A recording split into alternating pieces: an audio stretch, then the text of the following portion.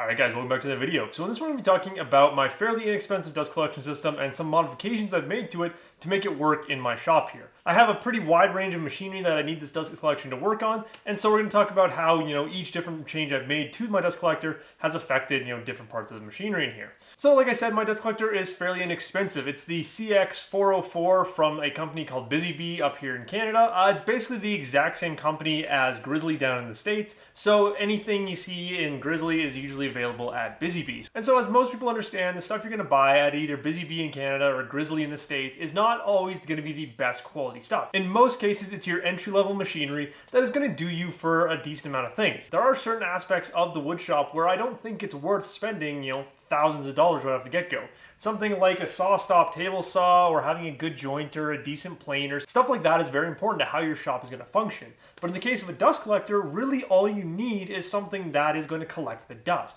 So as long as it's able to functionally pull dust through a pipe and put it somewhere else, that is all you need. So right off the bat, I can promise you, you're not going to be needing a 3, 4, 5 horsepower dust collector. You're going to want to upgrade every other machine in your shop before you're ever thinking about going for that level of a dust collector, because there's so many things you can do with these cheap ones to make them perform just as good. So to run through the specs of my dust collector, it is a 1.5 horsepower, 110 volt. It has a 4-inch inlet, and that is basically all you really need to know about it. So I'll make sure to throw up some pictures here so you guys can actually see what it looks like in its normal form. It comes on this little wheeled cart. It has one of those 1 micron bag filters, the 2-part separators that are kind of notoriously bad for clogging up and just not really lasting very long. So I'm going to spin the camera around and show you guys what my dust collector looks like now. Okay, so please excuse the absolute disaster that is this corner of the shop. This area is just generally an area I try not to show on camera because it's just utilitarian. It's got the dust collector stuck in the corner, it's got all my clamps along the back, and then my router table is just stuck here. But anyway, this is my dust collection system here.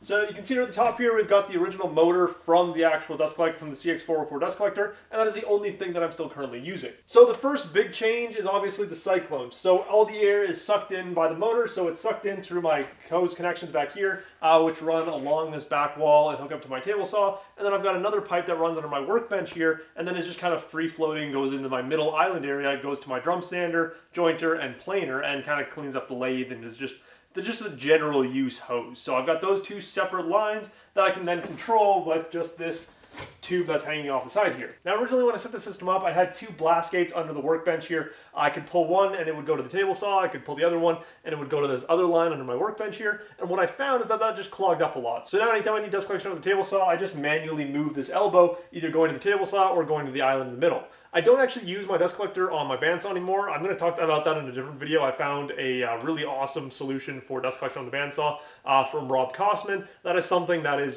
just worth its own video on its own. But anyway, as the air comes in, it first hits this Cyclone. So what the Cyclone does is it filters out all of your heavier particles, well, most of your particles actually.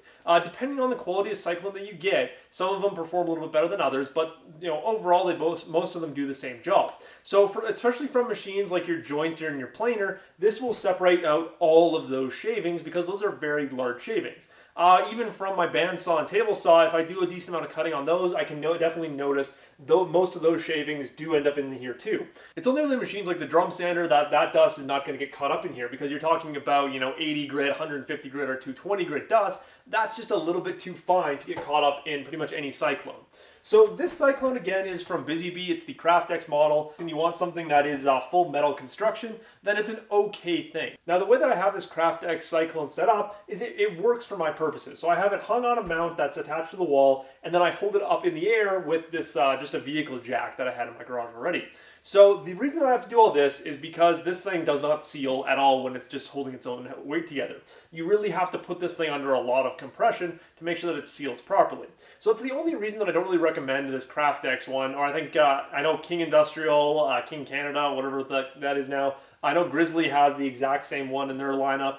It's an okay enough unit for a decent price. The fact that it's all metal construction is pretty good, but the downside to it is that you're going to have to spend a lot of time trying to seal it. So I had to go in with some caulking, some silicone, and just go around all the edges here, cover all the outside areas in duct tape to make sure it's fully sealed, and of course I have to keep it left held up on a jack just to make sure that everything is as tight as possible. Because if you have any air leakage around it, you're going to lose efficiency, obviously. So my recommendation is if you have one of these standalone dust collection systems and then you want to add a Cyclone to it, Oneida has a really good option. It comes with, I believe, a cardboard can on the bottom, and then the actual Cyclone itself is made of some heavy-duty plastic, and overall, Oneida is kind of very well known for their dust collection systems, and especially their Cyclones. But a Cyclone, no matter which one you get, is going to be one of the biggest differences you can make to your dust collection system. Before I went through all of this chaos of mounting everything to the wall, I just had my standalone dust collection system, so I had the motor mounted on the stand, and then it was shooting into the bag filter, and then that whole setup.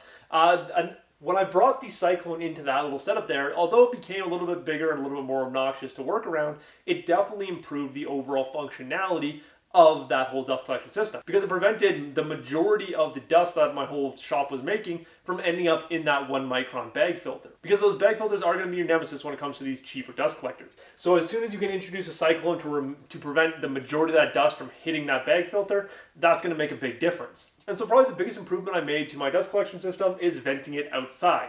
Now, I'm going to be making a video all on its own about, pros and cons of venting it versus, filtering it, all that kind of stuff, because there's a whole bunch of intricacies that go into it. And over the past year that I've had this actually vented outside, I found stuff that I really like about it, and I found stuff that I really don't like about it. So in this video, we'll just go over why I chose to do it. First off, the only reason that I wanted to do this is purely because of the drum sander. As soon as I introduced the drum sander, I found that even with the Cyclone, I was having to clean out that 1 micron bag filter on a daily basis. Anytime I used the drum sander, it would instantly clog up that 1 micron bag. So it just really was not an option anymore. So I needed something that would continuously keep up the airflow, and so that's where venting it outside was a really good option. Now, of course, a lot of people are not going to be able to vent their dust collectors outside, but if you at all have the ability to, I highly recommend it. And the best thing is even when I move out of this shop and I'm no longer a woodworker in this garage, this doesn't have to just be a dust collection vent port. A lot of times in most garages, you need some kind of ventilation moving. So this garage has no ventilation, which means that in the summer, it used to get very muggy until I brought in all my dust collection stuff and started venting it outside. Now, the more that I'm in here working, I'm moving air through the shop and it pushes it outside, so you get a lot of better airflow through here. So probably when I move out of the shop and move on to, bigger, better places, I will just take this vent out, replace it with just some kind of, slow-powered fan that just constantly moves air through this garage, and that'll just be seen as, a shop improvement, a garage improvement that'll help, increase retail value or something. But it's not something that's totally limited to being a dust collection port. It can be used for any kind of ventilation in the shop, and again, anyone who, car people would probably love it because you could vent out the space while keeping the door closed. Anyone, pretty much any hobbyist is going to understand that having a vent in your garage is generally a pretty good thing. So that's one of those things is if you can do it, I highly recommend it because that will make the biggest difference. Because the main benefit of venting your dust collector outside is that there is no way for the airflow to be limited other than if anything clogs up in here. You don't have to worry about a filter clogging up, which like I said with the 1 micron bags that generally come with these cheaper dust collectors, those are going to clog up super quickly. And so then the last kind of upgrade that I made to this dust collector is just adding in a remote. Now most of these cheaper dust collectors don't come with a remote, and so all you need to do is just buy this IVAC Pro kit. It comes with this little yellow box that you mount somewhere near your dust collector, plug your dust collector into it, and now you have a remote where you can turn on your dust collector from anywhere in the shop.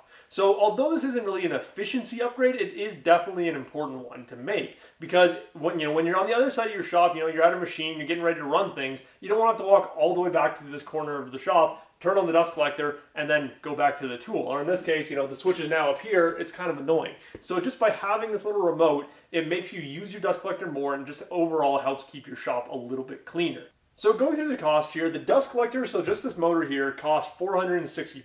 Then the Cyclone cost me $380. And then finally the IVAC kit, so the little remote switch, is about $110.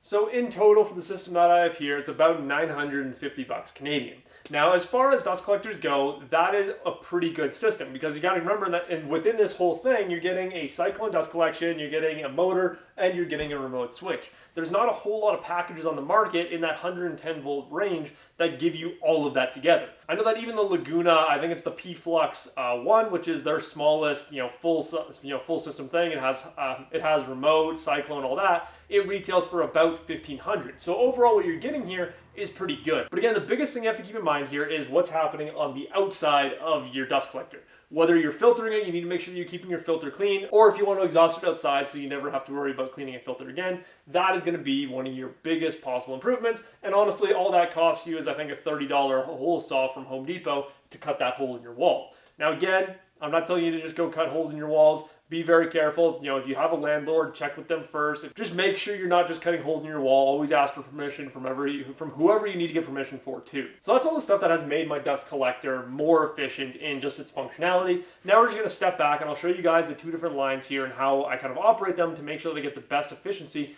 at all of my different tools. And so this central island of tools is all handled off of this one stretchy hose that comes out underneath the workbench. So my workbench is 8 feet long, so I have an 8 foot long piece of white PVC that runs under the main part of the workbench, and at the very end it transitions to this flexible hose.